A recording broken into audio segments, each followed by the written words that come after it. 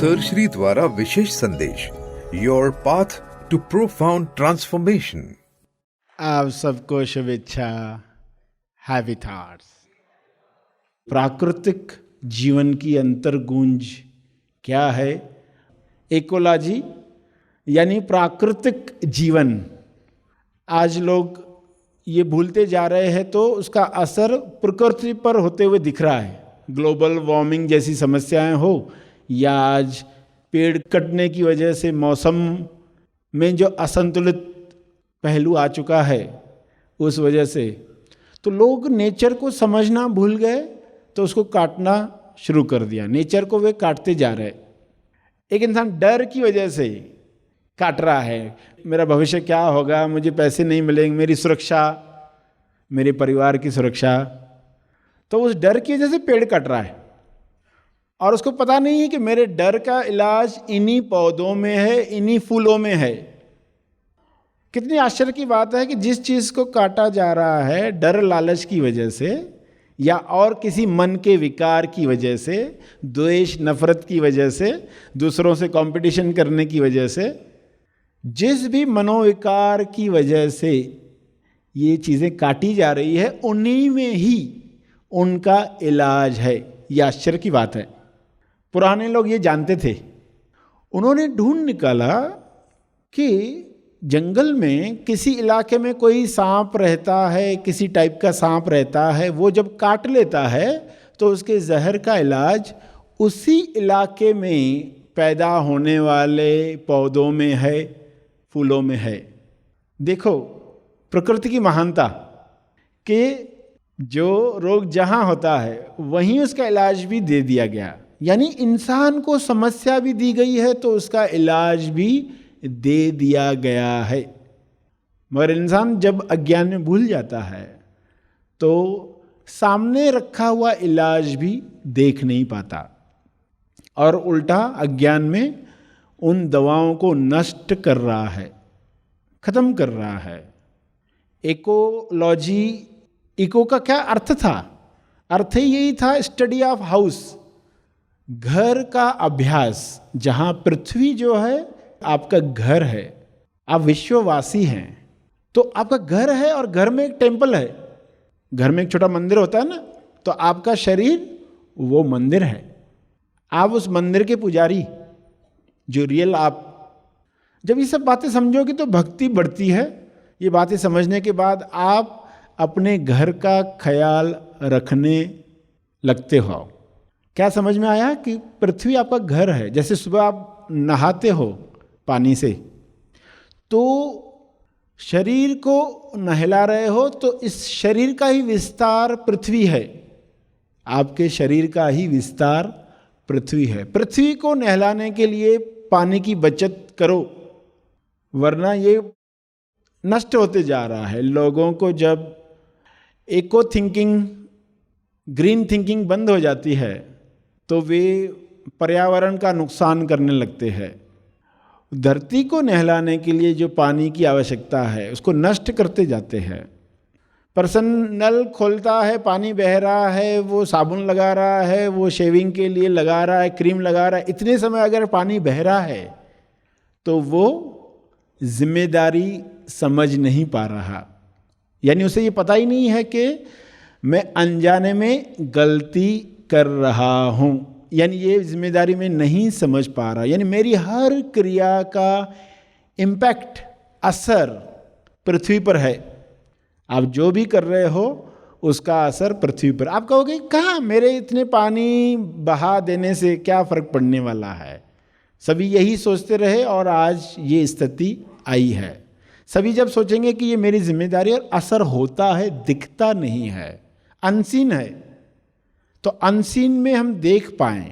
जैसे एक इंसान समुद्र किनारे, नदी किनारे कहीं गया है और वहाँ शाम हो रही है, थोड़ा अंधेरा है, एक पर्सन बैठा है पानी में टांगे डालकर, और ये पर्सन पत्थर फेंकता है पानी में।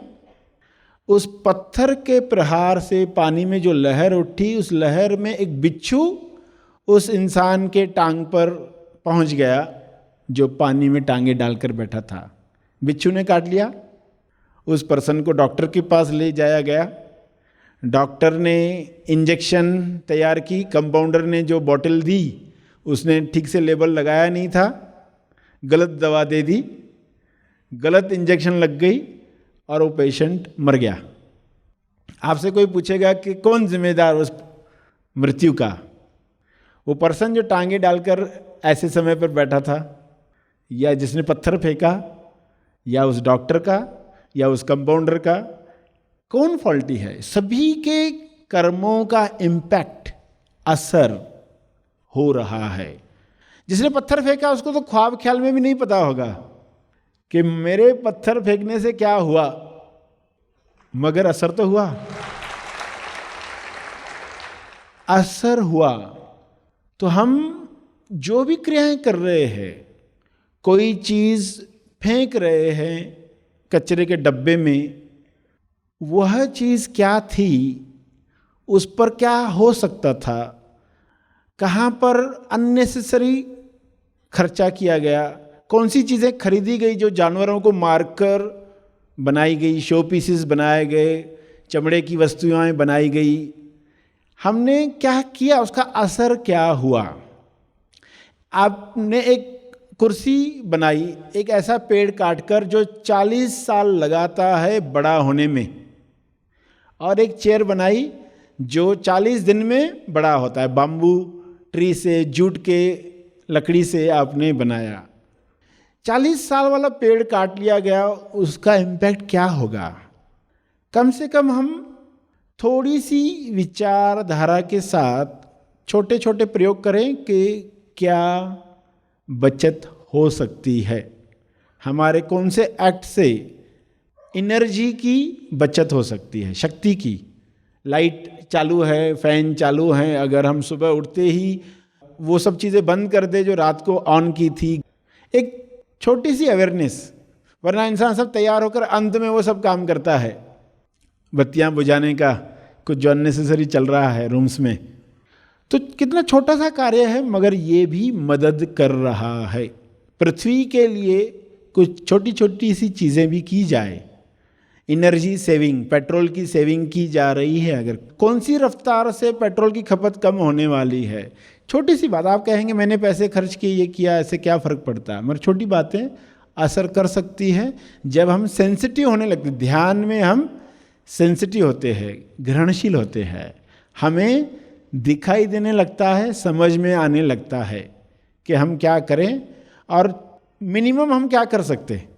कम से कम कुछ तो कर सकते हैं, उतना भी करना शुरू कर दिया। खाने पीने की कुछ बचत, कुछ चीज़ें वेस्ट जा रही है, वेस्टेज ज़्यादा हो रहा है, तो उसको हम कैसे कम करें, इतना क्या सोचा जा सकता है। आप कंप्यूटर में प्रिंट आउट निकालते हो तो 20 प्रिंट आउट आपने निकाले, अगर थोड़ा रुके होते कि इसका मैं मार्जिन सेट करूं तो 20 पन्नों की जगह पे 15 पन्नों में उतना मटेरियल बैठ गया। फिर कोई सोचता मैं अच्छा बैक टू बैक करता हूं तो 7 पन्नों में हो गया। तो ये 20 पन्ने 7 पन्नों में आ गए, सिर्फ एक विचार रखने की वजह से, इको थिंकिंग करने की वजह से। इकोलॉजिकल पर्यावरण में अगर कुछ चेंजेस लानी है या सुरक्षा करनी है, अपनी जिम्मेदारी समझते हैं, तो छोटे से कार्य भी मदद कर सकते। कुछ प्लांट भी आप लगाते, एक पौधा भी लगाते हैं, तो आप उसमें सहयोग कर रहे हो। तो एक प्लांट के साथ आपकी ये समझ भी है, ये कुदरत के द्वारा कुछ बनी हुई चीज़ें, इनके अंदर दवाइयाँ भी है। आयुर्वेद जो बना है, आयु का वेद, उम्र इंसान की बढ़ाने के लिए, मनोशरीर यंत्र की, तो ये कैसे चीज़ों की खोज हुई। कुछ लोगों ने ये खोज की कि कुदरत ने सब चीज़ें देख के रखी है, कुदरत पर सोचना बंद हो गया तो लोग उसी को ही काटने लग गए। तो उसको न काटते हुए हम क्या कर सकते हैं, छोटे कदम क्या उठा सकते हैं, अपनी ग्रहणशीलता बढ़ाएं। और अननेसेसरी जो वेस्टेज हो रहा है, पेपर का वेस्टेज हो रहा है, प्लास्टिक की बैग्स क्या असर कर रही है, कपड़े का थैला ले जा सकते हैं क्या हम मार्केट में, या किसी ने हमको कोई वस्तु दी प्लास्टिक बैग में तो हमने वो वस्तु ले ली और प्लास्टिक बैग वापस दे दी। तो कैसे हम इसको रिड्यूस कर सकते हैं, कहाँ पर हम रिफ्यूज़ कर सकते। रिफ्यूज़ किया यानी कि हाँ ये हमें नहीं चाहिए। आप मार्केट गए, सिर्फ कुछ शौक की वजह से आप खरीदारी करते हो, तो अपने आप से पूछोगे ये नीड है कि वांट है, यानी जो चीज़ मैं खरीद रहा हूँ ये ज़रूरत है कि चाहत है, ज़रूरी है मेरे लिए या मेरी चाहत है सिर्फ। तो नीड और वांट का एक सवाल भी पूछोगे आप अपने आप से, मैं जो खरीद रहा हूँ ये नीड है कि वांट है।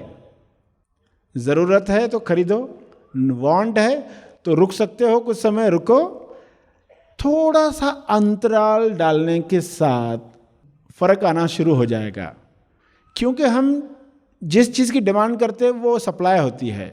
जानवरों को मारकर बनाने वाली चीज़ों की डिमांड बढ़ेगी तो जानवरों को मारा जाएगा, ये होने ही वाला है। तो सहयोग क्या किया जा सकता है? छोटी सी अवेयरनेस, इको थिंकिंग हमें मदद कर सकती है। हमें इको फ्रेंडली बनना है, अंतर इको को सुनने के लिए भी, बाहर के इको को संभालने के लिए भी। इको फ्रेंडली डॉक्टर्स की ज़रूरत है, इको फ्रेंडली टीचर्स की ज़रूरत है, इको फ्रेंडली सोसाइटी में रहने वाले लोगों की ज़रूरत है। डॉक्टर एडवर्ड बैच ने कुछ फ्लावर्स से मेडिसिन्स बनाई, वो दवाइयाँ उपलब्ध हैं आज भी। तो इनकी जानकारी न होने की वजह से लोग लाभ नहीं लेते। जितने भी मनोविकार हैं सब पर ऐसी दवाइयाँ पौधों से बनती हैं। तो ये जब हम देखेंगे तो महिमा बढ़ेगी, कुदरत की महानता की प्रशंसा करोगे आप, सराहना होगी। तो आंतरिक इको की तरफ जाने के लिए हम बाहर का पर्यावरण समझ रहे थे कि बाहर जो है वही हमारे अंदर है। अंदर की स्पेस कितनी है, अंदर भी गैलेक्सीज है, अंदर भी ब्रह्मांड है। तो वहाँ से कौन सा इको आ रहा है? आगे जाने के लिए हम दवा, दुआ, दावा, दीक्षा। दवा का अर्थ आपने समझा कि जो दवाइयाँ प्रकृति हमें दे रही है। प्रकृति जो दवाइयाँ देती है उस पर पैसा ज़्यादा नहीं मिलता है, इसलिए उसको प्रमोट करते ही नहीं। जिन दवाइयों में पैसा नहीं मिलता वो प्रमोट ही नहीं होती है, और जिन दवाइयों में पैसा बन रहा है तो उसमें सभी कंपनीज लगी हुई है, उन पर खोजें हो रही, सर्वेक्षण हो रहा है, इस पर बहुत कार्य हो रहा है वर्ल्ड में। मगर जो इतनी आसान चीज़ें हैं उन पर कार्य नहीं हो रहा है क्योंकि पैसा नहीं मिल रहा है। यानी इंसान कैसे समय के साथ ईगो फ्रेंडली होते जा रहा है।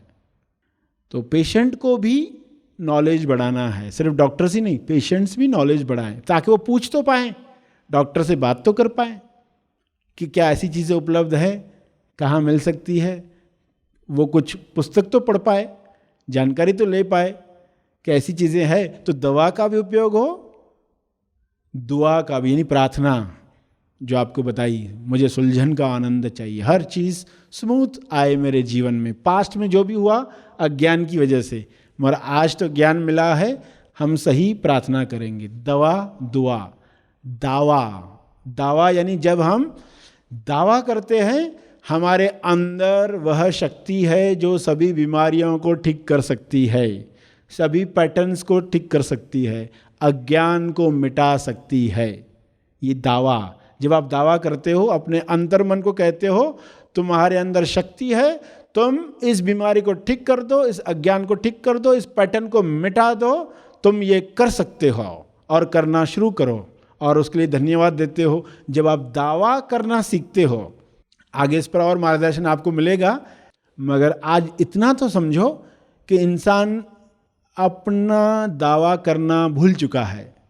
अंदर हम दावा कर सकते हैं, आपको मार्गदर्शन मिल सकता है, आपको स्वास्थ्य मिल सकता है, आपके मन की शक्ति है। ऐसी शक्कर की गोलियां भी देखकर लोगों में रिजल्ट आ गई, सिर्फ मन ने मान लिया ये दवाई है तो लोगों को रिजल्ट भी आई। मन की शक्ति काम करती है, हर दवा के साथ मन की शक्ति काम करती है। तो दवा, दुआ, दावा, दीक्षा। दीक्षा यानी जो साधना आप करना शुरू किए हैं वो दीक्षा है। जब हम दीक्षित होते हैं तब साधना शुरू होती है। साधना से क्या होने वाला है? हम विकारों से फोकस हटाना सीखेंगे। तो परम योगी बन जाएंगे। जैसे एक समुद्र में कई नावें चल रही है, नाव तूफान की वजह से हिलने लग गई, तो पहला इंसान नकारात्मक सोच वाला है, वो कहेगा अभी डूब जाएंगे, अभी मर जाएंगे, मेरे साथ ऐसा होता है, नकारात्मक सोच शुरू हो गई। पहला इंसान ऐसा होता है। दूसरा जो होता है उम्मीद करता है ये थम जाएगा, सब बढ़िया हो जाएगा, अच्छा हो जाएगा, मुझे विश्वास है ये होने वाला है, वो उम्मीद करता है, वो सकारात्मक सोच रखने वाला इंसान है। तीसरा जो है वो कर्म योगी है, वो क्या करता है, नाव के पाल सेट करता है, एडजस्ट करता है, शिकायत नहीं करता है, उम्मीद उसकी पॉजिटिव है, मगर वो नाव के पाल पर्दे सेट करता है, उस तूफान में कैसे टिक सकते हैं। और जो चौथा है वो पहले ही पाल सेट कर चुका है, क्योंकि उसने एक को पहले ही सुन लिया है। जो लोग सेंसिटिव है ना, उनको पहले ही पता चल जाता है। कुछ लोग ऐसे होते हैं, बोलते हैं कि आज शाम में बादल आने वाले हैं। कैसे समझा?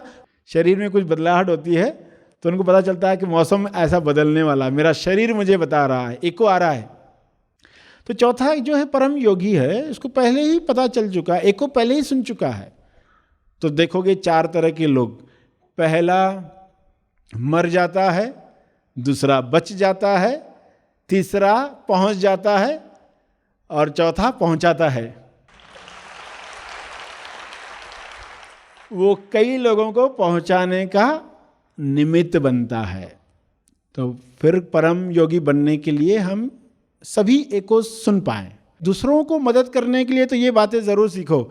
कोई आपको मिलता है दुखी, तो आप उसको दवा दुआ दावा देकर, दीक्षा में दीक्षित करवा के, उनको सही मैसेज देकर कि कैसे तुम ये ध्यान सीख सकते हो, तो आप मदद कर पाओगे। इस तरह आप आगे बढ़ेंगे। और आज जो यहाँ आकर सेवा का मौका दिया सभी ने, उसके लिए आप सबका बहुत बहुत धन्यवाद। Happy thoughts. सभी को शुभेच्छा। हैप्पी थॉट्स तेज ज्ञान फाउंडेशन आपके लिए लाया है एक अनमोल उपहार, हैप्पी थॉट्स मोबाइल ऐप। इस ऐप की कई सारी विशेषताएं हैं। इसका उद्देश्य है सेल्फ लर्निंग एंड डेवलपमेंट, अर्थात स्व अध्ययन एवं विकास। इस ऐप में अपने आप को विकसित करने के लिए विविध प्रोग्राम्स तथा मार्गदर्शक सामग्री उपलब्ध कराई गई है, जैसे कि सर श्री द्वारा दिए गए जागृति संदेश एवं शिविर, जो आपको जीवन के हर मोड़ पर उच्चतम मार्गदर्शन प्रदान करेंगे। ईश्वर की भक्ति का स्वाद और आनंद बढ़ाने वाले तेज ज्ञान के सुमधुर भजन। इसके साथ इस ऐप में आपको मिलेंगे सर श्री द्वारा लिए गए विविध गाइडेड मेडिटेशंस, जो आपको मानसिक और आध्यात्मिक दौलत से परिपूर्ण बनाएंगे। इसके अलावा शारीरिक स्वास्थ्य की दौलत और तंदुरुस्ती प्राप्त करने हेतु इस ऐप में आपको मिलेंगे ऐसे कई सारे मार्गदर्शक वीडियोस, जो आपको स्वास्थ्य की ऊंचाई पाने में सहायता करेंगे। तेज ज्ञान फाउंडेशन के विविध प्रोग्राम्स तथा एक्टिविटीज की लेटेस्ट जानकारी आपको इस ऐप में मिलेगी। महा आसमानी परम ज्ञान शिविर तथा तेज ज्ञान फाउंडेशन के विविध शिविरों में भाग लेने के लिए आप इस ऐप के माध्यम से अपना रजिस्ट्रेशन कर सकते हैं। जिस शिविर या प्रोग्राम के लिए आपने रजिस्ट्रेशन किया है, उसके नोटिफिकेशंस भी आपको आते रहेंगे। इसके साथ ही daily quotes, latest wisdom messages और डेली प्रेयर्स भी आपको इस ऐप द्वारा मिलेंगे। तो आइए ज्यादा समय न गवाते हुए हैप्पी थॉट्स मोबाइल ऐप को आज ही डाउनलोड करें। अधिक जानकारी के लिए संपर्क करें। इस वीडियो को लाइक और शेयर जरूर करें। साथ ही अपने अभिप्राय हमें कमेंट करके जरूर बताएं। हमारे हैप्पी थॉट्स तेज ज्ञान और सर श्री तेज ज्ञान चैनल को आज ही सब्सक्राइब करें और लेटेस्ट अपडेट्स सबसे पहले पाने के लिए बेल आइकन को दबाएं। धन्यवाद।